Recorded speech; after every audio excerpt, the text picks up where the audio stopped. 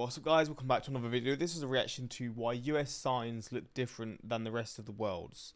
I mean, I think this is one of those ones where each country has its own sort of unique, they have their own unique sort of style.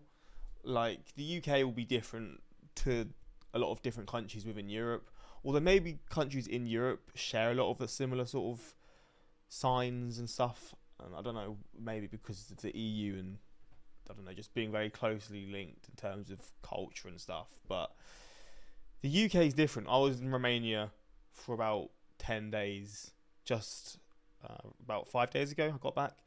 And even then I noticed differences with just like signs and stuff. Like, just for example, the signs that you tend to get when you're like, I don't know, 10 miles away from another city or stuff.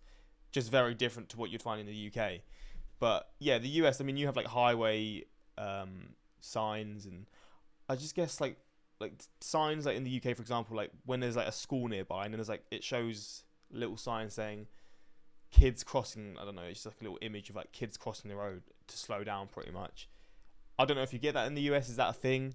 But I guess we're going to see. But yeah, let's jump into this reaction and see how the US is different to the rest of the world. Most places in the world, the road sign for no stopping, as in don't stop your car here, looks something like this. In Austria, It looks like this. In Belgium, it looks like this. Slightly different shades of blue, but basically the same. India's looks like this, Mauritius's looks like this. In a few countries there are these cute white borders. Japan's looks like this, slightly different angle, but basically the same. Pretty much every country in the world has universally decided that the sign for no stopping is a blue circle outlined in red with a red X through it. In the United States, the sign for no stopping looks like this. And it's not the only example. Okay. Most countries' sign for speed limits looks like this. The US's looks like this. And how about the sign for road narrows? The rest of the world? America.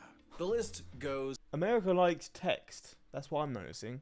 Is that useful, having text? I mean, I guess it just means people can read it, but probably gonna be looking at it for a bit longer than you would be if you just sort of saw this sign. But on. The question is, why? In a technical sense, the car was invented in 1886 in Germany by a guy named Carl Benz. What the fuck is that car? This is the first Mercedes-Benz. God damn. Look at that thing.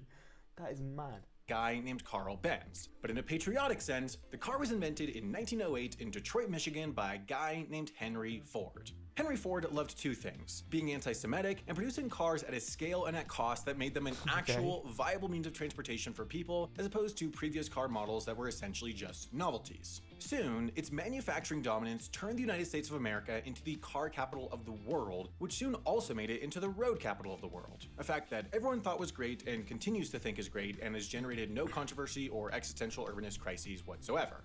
Early road signs, much like early roads, were somewhat eclectic and decentralized, often just created by and maintained by private automobile clubs. But in 1927, the American Association of State Highway Officials, or ASHU, published the compactly named Manual and Specifications for the Manufacture, Display, and Erection of U.S. Standard Road Markers and Signs, or Massmediamersum, which, as you might suspect, created specifications for the manufacture, display, and erection of U.S. Standard Road Markers and Signs. Then, in 1930, a different group, the National Conference on Street and Highway Safety, or NCSHUS, published the more urban-focused Manual on Street Traffic Signs, Signals, and Markings, or MOSTSAM.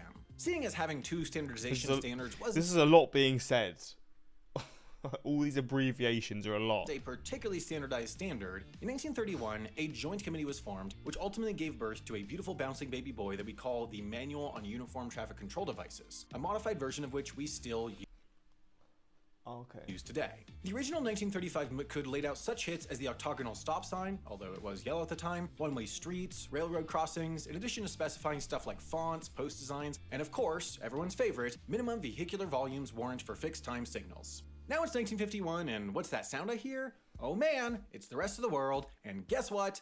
They have cars now. What's that other sound I hear? Oh man, it's the newly formed and not yet notoriously ineffective United Nations, and they want to develop a worldwide standard for road signs so that people driving in foreign countries don't see a sign saying railroad crossing, not know what that means, and then get pancaked into oblivion by Thomas and friends. So the UN set up an experiment in a few countries and 5 US locations: Ohio State Route 104 near Columbus, US Route 250 and Virginia State Route 53 near Charlottesville, Minnesota State Highway 101 near Minneapolis, and some various other roads in New York, where they displayed road signs from a number number of different countries to see which were most effective. And not surprisingly, it turned out that Americans, still riding the intoxicating high of World War II propaganda and American exceptionalism, did not take kindly to European-looking triangles telling them how to drive. Just take a look at this gem of an article from the Mansfield News Journal titled "Ohioans Tell Europe to Leave Its Signs," which includes such quotes as, "I just don't see why we have to take any advice from Europe about our highway signs," and "If I saw a Russian sign, I certainly wouldn't pay any attention to it." Nonetheless, the experiment continued, data was collected, and ultimately that data would later grow into the 1968 Vienna Convention on Road Signs and Signals, a C-tier Vienna Convention that created a universal road sign system, which has been joined by 69 countries and today governs the road sign scene in most of the world. It's the reason that all the no-stopping signs look the same.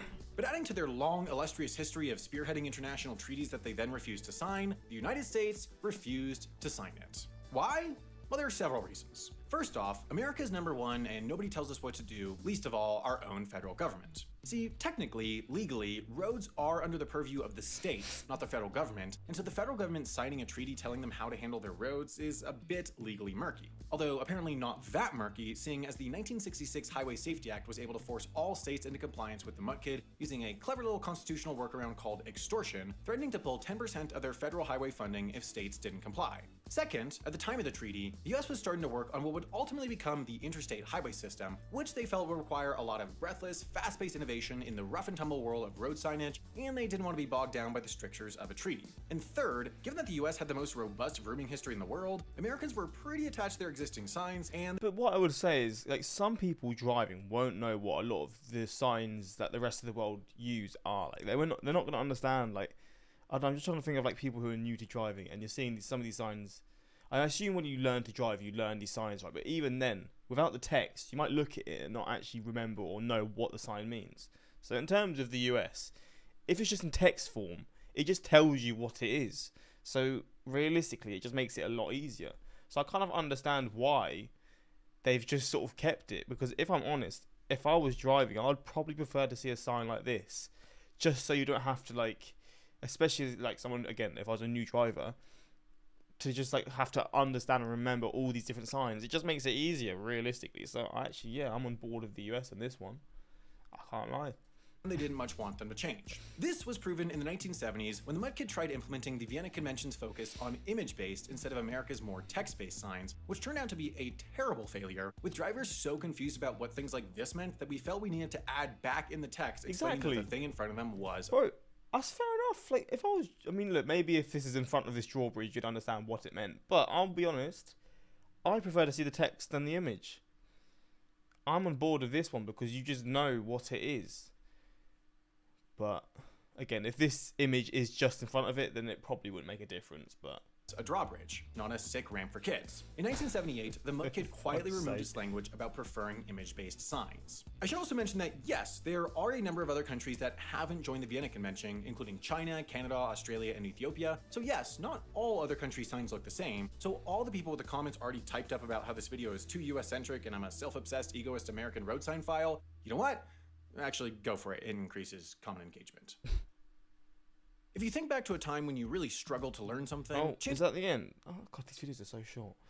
I mean, yeah, it's fascinating. I mean, US road signs... I like how stop signs in France say stop, but in Quebec say arrête. Americans don't feel the need to listen to anybody, least of all their own federal government.